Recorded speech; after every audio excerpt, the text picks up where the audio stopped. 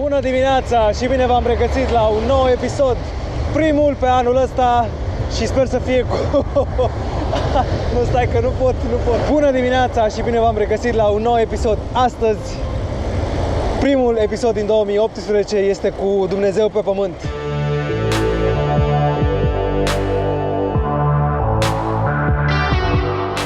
Probabil că vă întrebați cine este Dumnezeu pe pământ. Ei bine, o să vă las cu câteva declarații, sper să nu iau un mare copyright strike. Pentru că Dumnezeu pe pământ are și el cont de YouTube.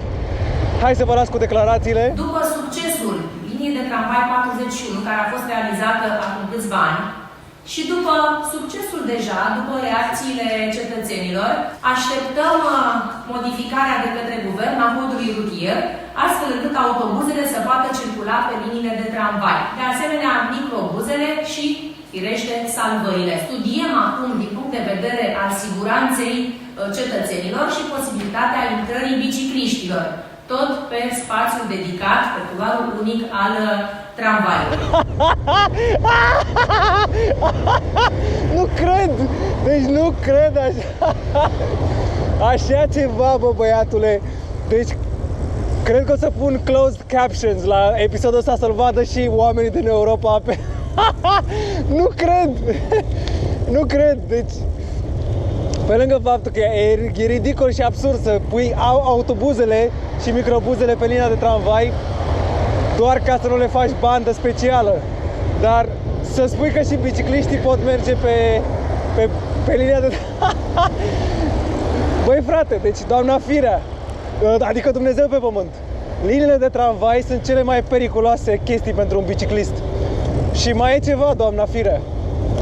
Stai că uite aici trebuie să opresc în stație. Să deschid ușile? Lumea zice că sunt psihopat, că am probleme. Ok, plec din stație. Dar pot să merg, uite, asta ne imaginăm că asta este linia lui 32. Și aici? Au! Au! Au! Au, au, au, au, au, au, au, au, au, au, au, au, au, au, au, au, au. Doamna Firea, nu știu ce să spun despre pistele astea de biciclete, dar sunt un pic sărite de pe fix. Și mai e o problemă, dacă vine un tramvai din spate, ce fac? Și văd că pe linia 32 lucrurile arată la fel, adică e perfect pentru o pistă de biciclete aici. Lucrurile merg strună. Au!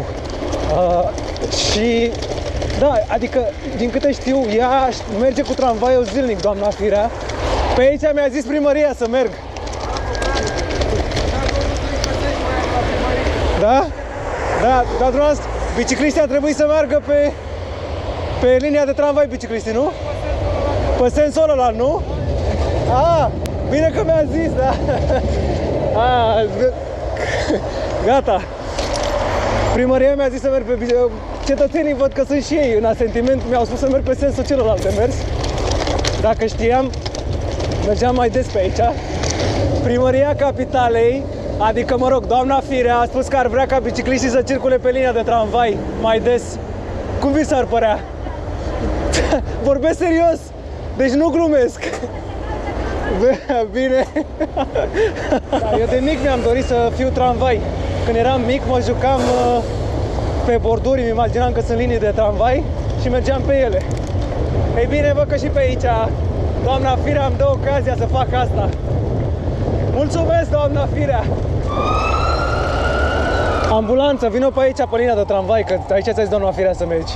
Așa cum știți, linia de tramvai a fost asigurată, practic, printr-un gard metalic, pentru ca mașinile proprietate personală să nu mai poată să pătrundă pe linia de tramvai, îngreunând astfel circulația și blocând-o, ale liniei de tramvai 21 din zona Colentina, care ajunge până la Parcul Carol.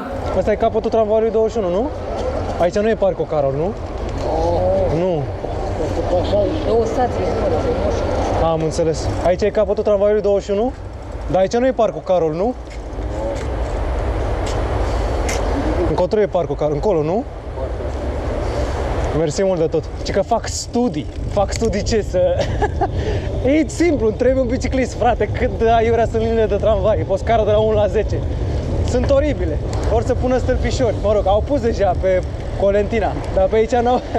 Dacă pun pe aici stâlpișori, nu pot să pună, nu? De ce? Vă spun eu de ce repede. Gata? Sunteți gata, da? E teoria conspirației, dar e simplă. Ding, ding, fac și eu ca tramvaiul. Ding, ding. Ding, ding. Să opresc în stație. Am oprit. Bă, nu urcă nimeni. Drept urmare, merg mai departe. Vorbeam despre teoria conspirației. Teoria conspirației este una simplă. Tata Marius o să vă explice acum. Măcar Oprescu la frate a zis clar: bă, eu nu pun bicicliștii pe stradă că mi-e frică că îi omoară șoferii. Și să fiu sincer, bă, da, așa este. Șoferii nu sunt stare.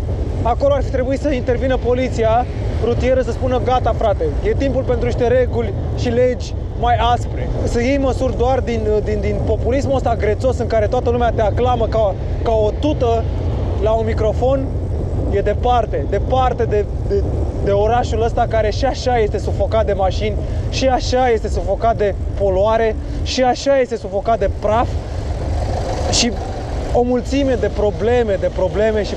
probleme care, din păcate, aici de față nu își vor găsi niciodată rezolvare dacă primăria capitalei nu va face extrem de multe lucruri simple. Și anume, dacă tot ai luat exemplu Firea, capitalele europene, atunci tata Marius îți dă aici sfatul numărul 3 pe care poate să-l dea el astăzi.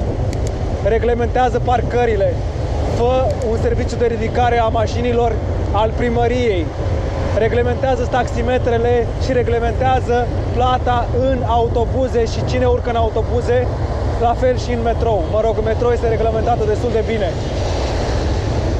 Fă transportul în comun viabil, dă mai departe loc bicicletelor să meargă și înăsprește legile pentru cei care își bat joc de cei care aleg să meargă cu o mașină în minus. Și în al 6-lea miilea rând, nu mai ignora problemele oamenilor simpli, pentru că ei sunt parte din orașul ăsta și ei te votează pe tine. Banii pe care îi furi tu, îi furi pentru că oamenii ăia simpli te-au votat pe tine. Oamenii ăia simpli stau blocați în autobuze pentru că pe străzi se parchează așa, în halul ăsta. Înțelegi? Oamenii ăia nu pot ajunge la muncă pentru că se parchează așa cum vezi în fața ta, că ei nu merg cu S-clasul ca tine.